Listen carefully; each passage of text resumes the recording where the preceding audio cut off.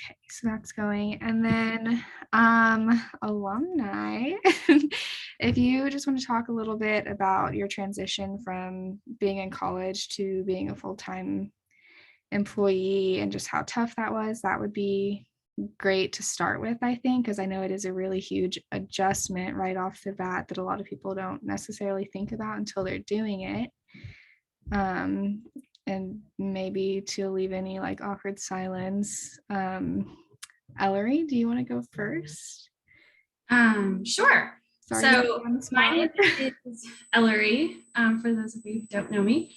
I graduated in May of 2020, so almost 2 whole years ago, which feels like a long time. There's my cat. She might make a lot of appearances. So after I graduated, I knew I was moving to Omaha, Nebraska. So my then fiance, now husband, is at dental school at Creighton. So I knew where I was going, but I had no clue what I was going to do. And I actually spent just under a year working as a CNA for a company called Mosaic, which some of you might be familiar with. So I worked with 6 individuals with a lot of unique needs. So that was not what I thought I was going to be doing after I graduated, especially for an entire year. So that was kind of the start of things for me. So the transition initially was very difficult. But throughout the year, I was, job searching and all of those things. And eventually found where I'm working now, which is One World Community Health Centers. I am a content writer for the content writer, I guess I should say. We're a small team. So that was a really cool opportunity. And the transition into that position has been really, I've been there since July. It's been really fun and challenging with the classic nonprofit. We don't have a lot, but we're going to do a lot kind of mission. And so it's been everything that I wanted out of my first job and more. Quite honestly, I was just very, very fortunate to walk into a position like that. Granted, it took a year. So I have lots of words of encouragement for people who start the job searching process because it's not always easy. But yeah, my transition, once it officially happened, was great. I think do you want anything else right now? Does anyone have any questions yet? No. Okay. I did want to ask if you wanted to talk a little bit about just like initial thoughts you had when you didn't initially go straight into communications from college, and if you wanted to address just like any possible like discouragement you had. Because Sure. you did have a little bit of a non-traditional route, but I think it's really important to talk about how that's still really beneficial. Yeah. So when I moved to Omaha in August of 2020, so I spent the summer at home and started my job search from a distance, and nothing was really at that point available because everyone was shut down and freaking out about COVID. So at first I was like, okay, it's just like a COVID thing and we'll figure it out when I get to Omaha. And then I got to Omaha and I was like, there's jobs out there, but nothing that I was interested in. And I just could not bring myself to apply for a job that I wasn't even I was like, I can't even write a cover letter for this because I can't connect at all, And so I set those boundaries for myself. I said, I don't care how long it takes. I am going to at least be interested in what I'm doing right away, and I knew I ultimately wanted to end up in the healthcare field. So that was top priority. And I also graduated with a degree in Spanish. So if I could use my Spanish, that was another perk. So that really narrowed my list down a lot. So in some ways, I kind of set myself up for a lot of disappointment just because I was looking not for the needle in a haystack necessarily, but I was very narrow-minded. I did get connected with, just by chance, the community relations director at Mosaic in Omaha. I happened to have a training for my CNA job where I spoke with her, and I was one of like 50 people on the Zoom call, but I remembered her position. So I just like reached out to her and said, hey, I would love to talk to you because you are doing what I want to do. So we connected that way, and she was just honestly like the biggest support during the rest of my job search, because she was so encouraging, and she would send me jobs to apply to, and she'd be like, okay, let's talk about like, why do you think you didn't get it, and let's like adjust, like let's just keep moving forward. And she was just so encouraging. And yeah, Kara, she's awesome. So I think a big thing for me was just finding a support, because when I moved to Omaha, I did not really know many people in the communications field. I knew Anna Siggers, luckily.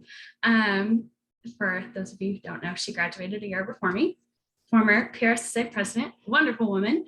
And so I knew her, but outside of that, and she was in the agency world, I didn't really know anyone. So finding someone to connect with and just kind of stay in touch helped me feel like, okay, I can ultimately do this.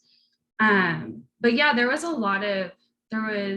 like 2 positions that I was like down to. I was, the one of 2, and I was number 2. And that I was like, wow, it was just really hard, because honestly, I did not have a lot of issues throughout school, like getting internships or jobs or things like that. I had never faced that adversity. So it was kind of like just like a good way to check in and be like, there's lots of really qualified people out there. You're one of them. You will find a job, but it's just not this one. So pick yourself up off the ground. Now, I did at one point consider dropping everything and going to nursing school. So it's like, I can be in healthcare that way. They need nurses. Glad I didn't do that, because wow, I respect nurses a lot. And I am really good at writing, not so good at science, if that makes sense.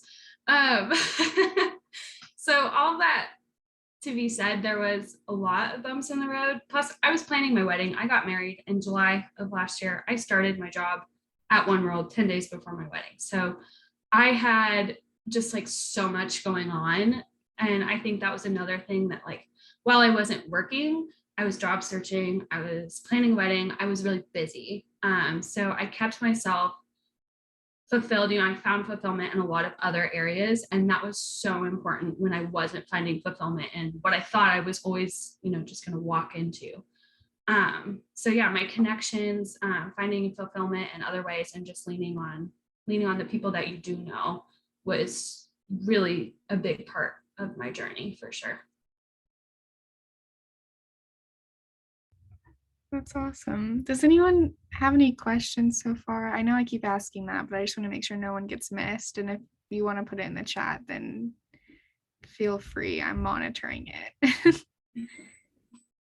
I just wanted to kind of build off of what Ellery was talking about with her story, and then also what you had mentioned about Anna Siggers, because so she's one of our alumni, as Ellery said, but she kind of did the same thing and thought, she was going to be a little bit more purposeful with her job search, because she had an opportunity to work for her dad, kind of like as a cushion in between it was at her dad's vet office, as like the office clerk or something like that.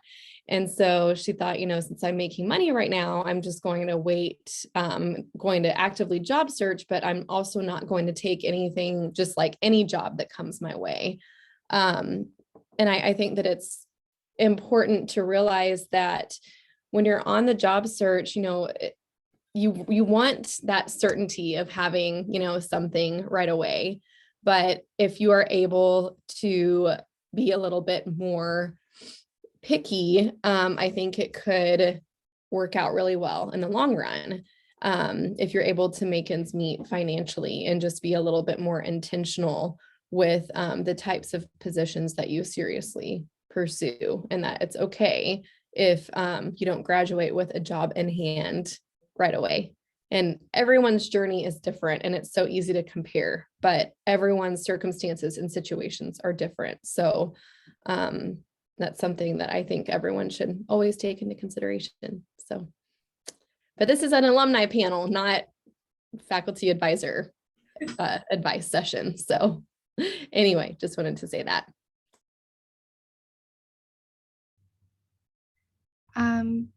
Grayson, would you like to talk about your transition from being a full-time student and then graduating in December and finding a job in that process? Because I think I've heard, or at least I know, it's a little bit different than graduating in May and finding a job at that time. Definitely. My experience is a little unique, and I don't know if it'll be as insightful just because I didn't have much of a job search. I just had a really good internship in the summer that I was lucky to have, and knew that I wanted to work for that company, and kind of stayed in touch with them. And basically around November found out that there was going to be a job available, and I was interviewing with another company too, but really I kind of knew this is where I wanted to be. It was just a matter of whether or not there was going to be a spot for me. But the thing I will say that I think could be a little more insightful is how quick my turnaround from student to working was. It was just 2 weeks from the end of finals to starting this job. So really kind of jumping right into it. And then kind of the way that things started when I got here too. I won't go too into the weeds on it, but basically part of my job that typically gets spaced out over a month, I was getting trained on how to do, and oh yeah, it's due in 2 days. So kind of got thrown into the fire right away, but it was good. As far as just adjusting to being a working professional, when I was a student, I always heard a lot about how adjusting to a 40-hour work week is kind of tough. Truthfully, I thought it's easier than I was expecting it to be. It is a little tough to just sit down and, focus on this for 8 hours, but at the same time, it's just a trade-off because I do like being able to just shut it off at 5 and go home. And the really big thing is the weekends, not having to even think about homework or anything. So yeah, it's been great. Great so far. Really happy to be here. What was your internship search process, or like what did that look like, and how did you know during the internship that that was where you wanted to end up? So that one, I won't talk too loud in case they can hear me outside this little private room. This isn't where I wanted to end up in the internship process. I almost didn't apply to this one at all because just reading about the company, it's a logistics software company. I'm called Sifted, if anybody doesn't know. And I just thought it just didn't excite me at all.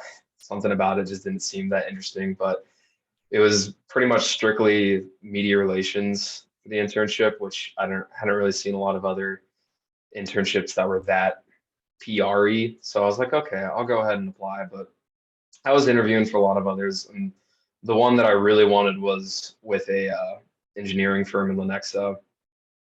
And kind of like what Ellery was saying, I was down to that top two, and I wasn't number one.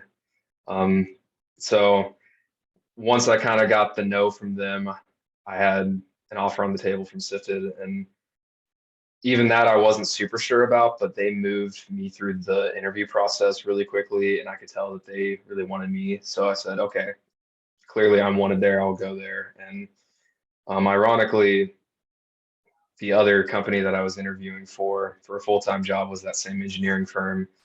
They reached back out to me, but this time around, Sifted was where I wanted to be. Sometimes things just kind of work out the right way. Sorry. Grayson, will you kind of like touch on and like walk us through what like your interview experiences were like? Because I'm not sure what a full-time interview experience is like a full-time role. Yeah. So I won't lie, with Sifted, there wasn't the interview consisted of, here's the job description, do you want it? So that one wasn't bad, but with the other place, again, this was a little bit unique because I'd interviewed with them just a few months before, but the first one with this follow-up interview was kind of just touching base, seeing, double checking when I was going to graduate, and just kind of going back over some of the things that we talked about before with where my experiences were. And then in that first interview, I kind of got a rundown of the role and what it was going to be like. And the second interview was with that original person and her boss, kind of the head of the marketing department there. And that one was more, how do you, more about how I thought I was prepared and fit for that role, maybe some ideas that I had for it. It was a little bit more based in that role.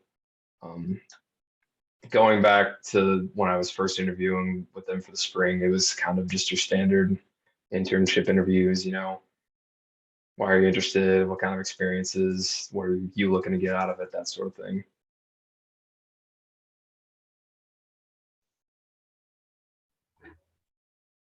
Sandra, would you like to talk about your transition from being a student to a full-time employee and taking on 2 jobs? Yeah, so I graduated in December of last year, like Grayson. And so with me as a person, I'm just very indecisive and I can never pick what field I want to be in. Luckily, in the comms field, you can work in any field like engineering, real estate, anything really. So I kind of have background in a lot of things. So I have background in hospitality, real estate, and other stuff. So with me, my parents were really pushing me to go to grad school after I finished my undergrad. So I kind of thought about that, and they really brought that up to me my last semester of college. So I didn't really think about it throughout, my 3 years of college. Am I gonna do 2 more years of school after I'm done? So that's kind of something that was new and unique to me because I knew after graduation, I wasn't going to look for a full-time job. I was going to apply to master's school.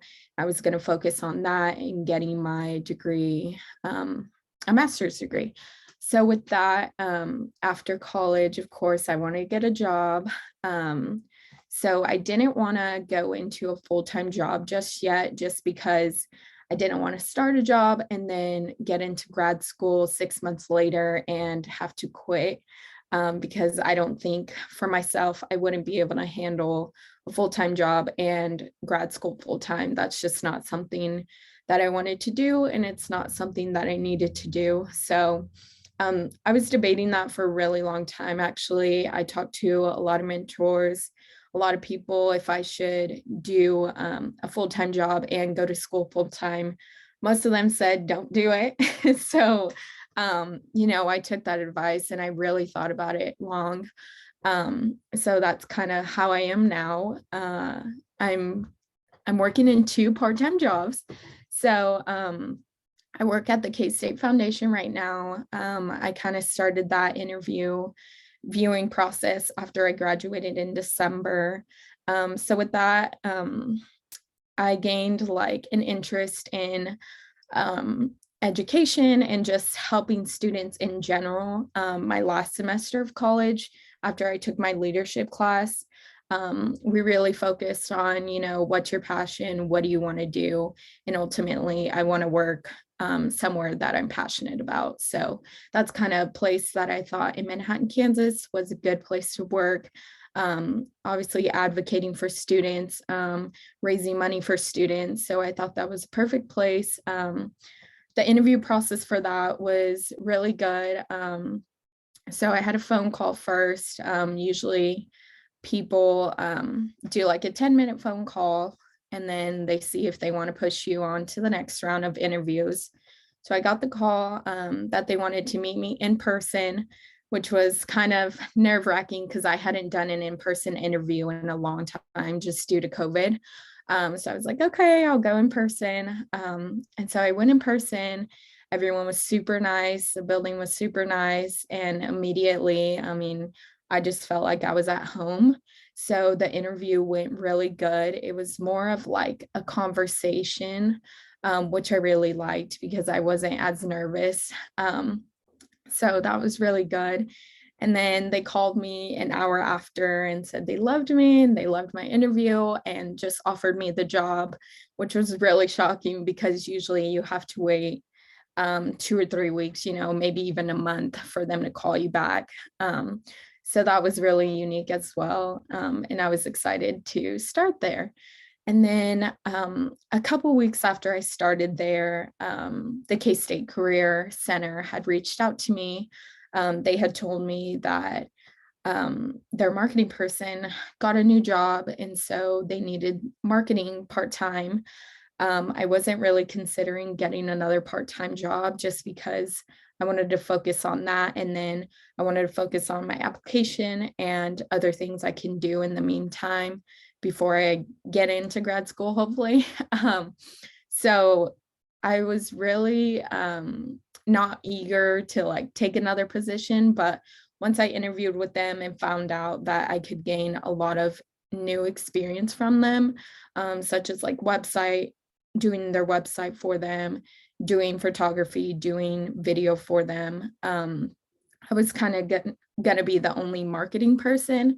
And then there was like another intern that's going to work with me. So I could have help if I needed to, since I was only going to be part-time.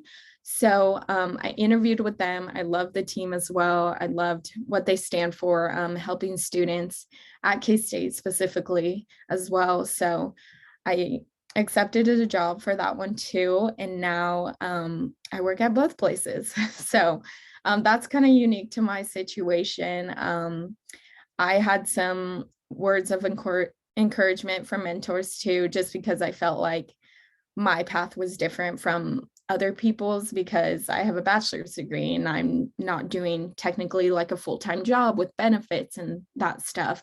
But I think ultimately it'll help me just because I'm getting experience from 2 different companies at the same time, doing different things. And I can put that on my resume, after I get accepted into master's school, and do want to look for a full-time summer internship after that. So, yeah.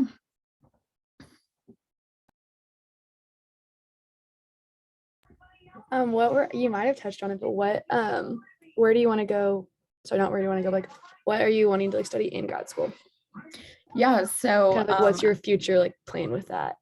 Yeah, I thought about that too. I was in between getting an MBA and a master's in mass comm, just because I know with the MBA that could be more flexible with a lot of jobs. But ultimately, I came to the decision to do my master's in mass comm, just because I love communications and I want to learn more about the research side of stuff. With that, I want to get my master's just so, once I'm done with this, I can hopefully get a higher level job. I won't have to start, at the bottom. So that's kind of the plan. And if not, I have that experience, I have that knowledge, and I can move up fast. So that's kind of my idea with getting my master's. Now that I don't have kids or I'm not like married or have somewhere to be, I kind of want to do it right now that it's fortunate for me to do it. So.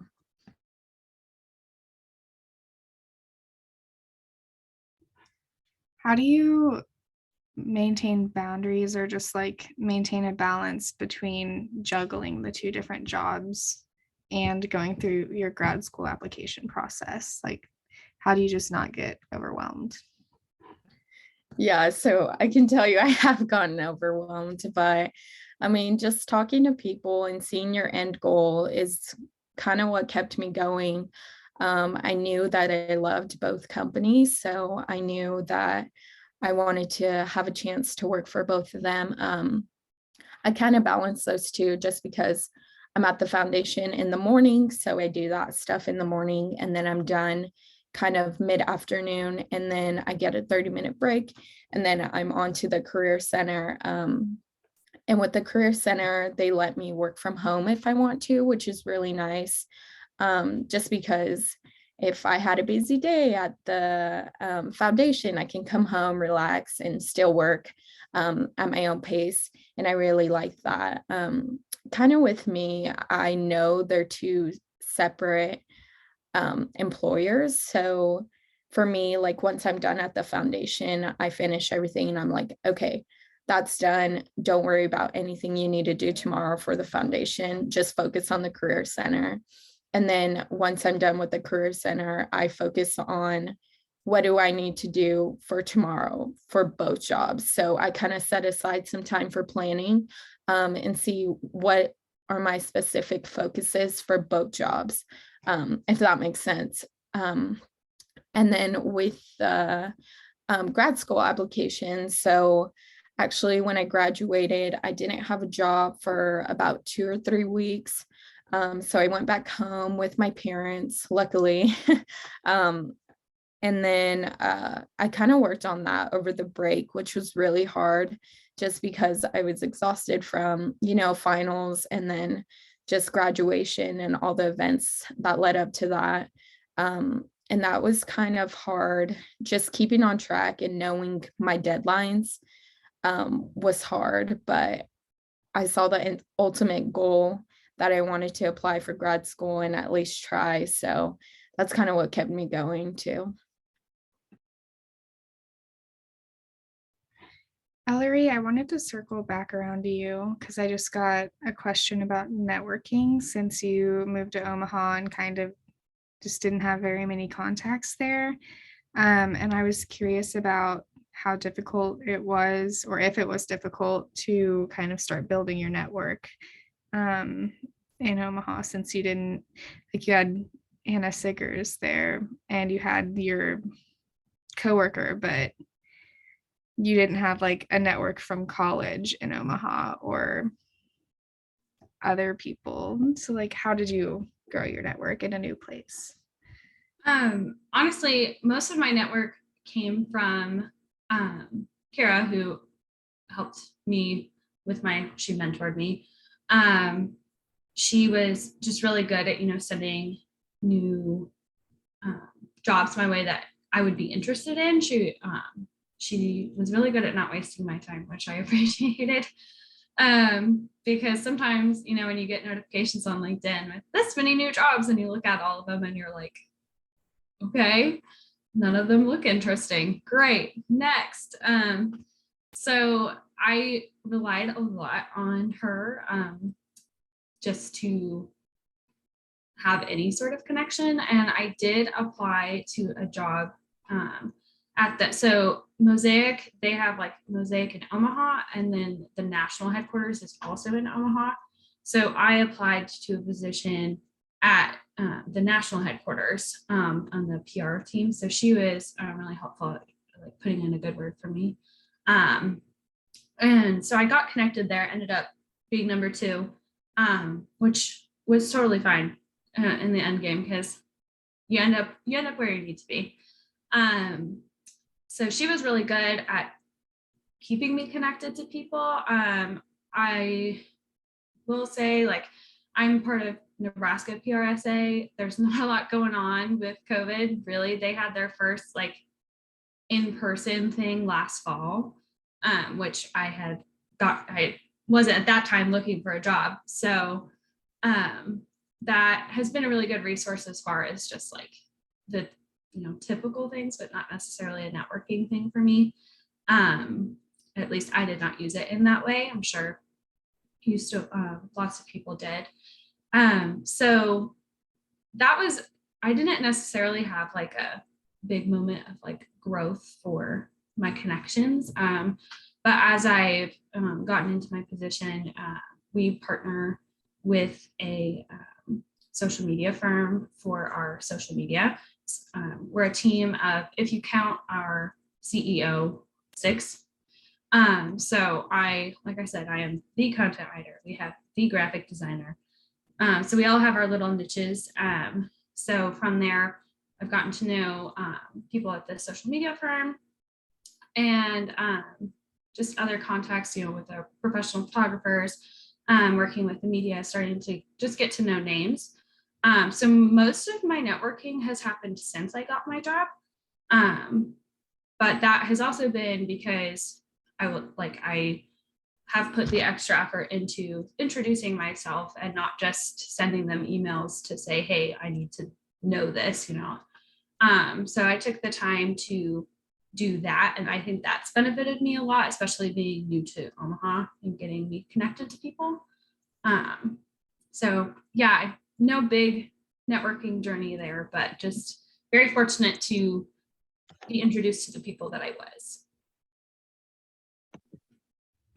Good, thank you.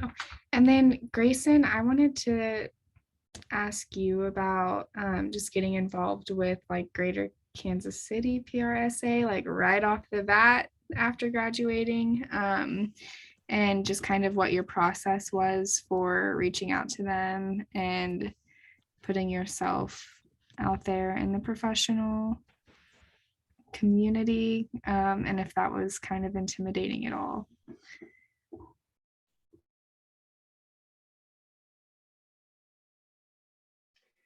Yeah, I just couldn't stay away too long, you can tell.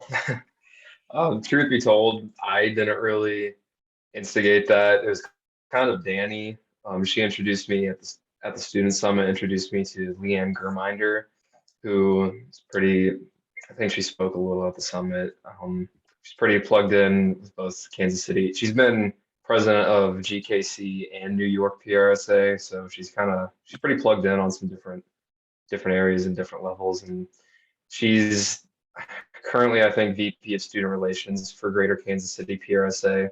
So when I met her at the Student Summit, mentioned that I was graduating soon. And so she reached out to Danny to get us back in touch because I was just wanting somebody to help out. And I can't say enough about how much, just from 2 weeks of emailing back and forth, how much my network has expanded from that. Just she's introduced me to pretty much the rest of the entire board. So I've already gotten to meet so many great people through that. And I'm super excited about helping with that moving forward. If anybody doesn't know, I'm now chair of the Student Relations Committee. So I'll be working with a delegate from each of the 3 affiliate chapters, us, KU, and UCM, on planning the next student summit. So hope to see y'all there fall 2022. Yeah, as far as instigating that goes, sorry, I don't really have much to say. It kind of came to me, but it's been great. It hasn't been super intimidating, I think, just because I've only been emailing people. I think once I'm, if I join a board meeting and I'm actually like talking to them like this or something in person, then that might kind of change a little bit, but I'm pretty extroverted, so I won't sweat it too much. But I guess closing word of advice, get involved with PRSA. It's maybe an even better network expander than PRSSA. Are you still looking, I don't know if I've missed an email, but are you still looking for a delegate from K-State?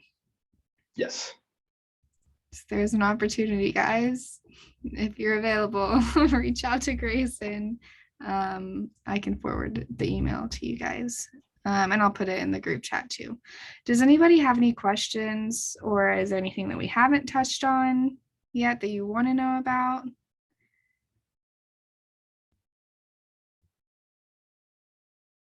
No.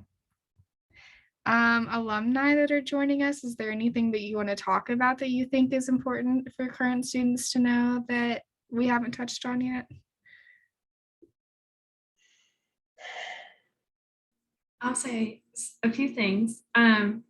So my interview process for my job at One World, I applied through LinkedIn, and like a week later they took the application down and I didn't hear anything. So I was like, okay, whatever, we'll move on. And so I had been applying to other jobs, and then I randomly got an email from my now boss saying, hey, I want to talk to you. Let's talk. And so we did, my first interview was just with her. And then when I, during that interview, she said, okay, well, I want to set up our next interview. So I was like, okay, which was kind of a little stressful because I hadn't considered my schedule for like the next week. I did not think I would hear during my interview that I would be having another interview. And that interview was also going to be in person, which was my first ever in-person job interview, thanks to COVID.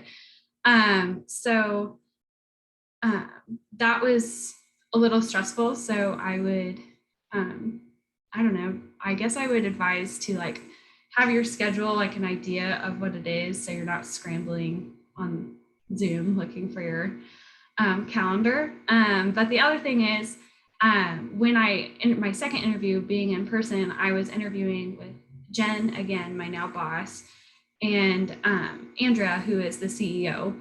And at first, I had talked with Jen about, what is the makeup of the team. And she mentioned that Andrea was very involved with the development team, which I thought was really cool because so often PR is not prioritized, unfortunately. So I thought it was just a really cool thing in general. And she asked me most of the questions during my second interview. And so what I have to say about that is just, when you're interviewing, like pay attention to the leadership, like pay attention to the uppers, not just who will be your immediate boss, and see like how do they value what you will do, because they created this position there. I wasn't replacing someone. I was going to be adding to the team. So it was really cool to me when she turned to the CEO for 17 years and says, hey, like, what do you want to do? Like, what do you care about? How can we help you? So it was just so cool. And Andrea is an amazing person, and she is very involved in our development team. She oversees everything. And she's just a really, really cool woman. And she writes thank you notes when you give her presents, like Christmas presents. And that's just, I feel like it's something that's so rare, and something that I value so much more than I had thought I would. So pay attention to the people who are your boss's boss, because they will have a lot to do with your experience. And if they're willing to help you, you're going to you're going to learn, and you're going to have a great experience. On kind of a similar note, know who you're going to be interviewed by. Make a kind of research them if you can. It's not weird to look them up on LinkedIn. And if you want, figure out how you can go on LinkedIn and have it so it doesn't show when you look at somebody's profile, but know their title, know what they do, because that can go a really long way in helping you prepare for what they're going to ask you. Going back to internship interviews, the only interview I'd ever say I thought was legitimately bad that I had was with USDA here in Kansas City. It was a panel interview. There were 3 people on it. There were 2 things.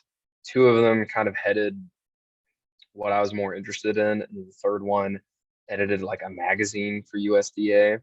And so they're going around asking questions, and I did my research on kind of the first 2 people and really more like what they did and what fell under them. And then they asked me, if I had any questions about the magazine, and I was like, oh, and what she does. And I was like, not really. And so it was just a really awkward moment. So I know you hear a lot to research the company and know about them, and that's important too. But I think another really important side of that is research the people who are going to be asking you questions. It can go a long ways in preparing. Kind of to piggyback off of what Ellery was saying, when you're interviewing, make sure not only you care about the job that you're applying to, make sure they care about you too. So I think I really liked at the Career Center. She asked me what my interest was, what I wanted to gain out of this job. And a lot of people won't ask you that. So I think it's really important to, know that you're going to give into a company just as much as they're going to give into you, and really know that that's where you're going to be for most of the time. So you really want to enjoy who you're around. You want to enjoy, you know, are they going to value your work? Are they going to not put trust in you? You need to figure out if that's a place you want to be. Just not, oh, this is my first job offer that I have. You need to really think about those things, just because previously I took a job that really didn't value what I did, even though I was doing the majority of work. And I saw that after I left, now working with a company that values what I do and what I bring to the table. So that's another piece of advice that I have. You all had such great advice. Oh my gosh. Okay. Does anyone else have any final questions or thoughts or anything? Nope. I have one more thing to say. Okay. It's killing me not having my camera on, but my internet is just so bad. I just wanted to say thank you to Ellery, Grayson, and Sandra. The advice was so good, and we are so proud of you and just love following your career journey and what you're doing with what you learned while you're here at K-State. And thanks for taking the time to come back and talk to our current members. Yes, we really appreciate all of you spending an hour of your evening after work with us. Thank you so much. Well, if no one has any questions, we can go ahead and wrap up this Zoom so you guys can have free time for the rest of the evening. One last call. No questions. Okay. All right. Thank you guys all so much. PRSSA members, I do have a recording of this, so we'll get this out to you. The people that need the recording aren't in this meeting anyways, but everyone have a great night. Thank you. So good to see you Thank you. guys. Thank you.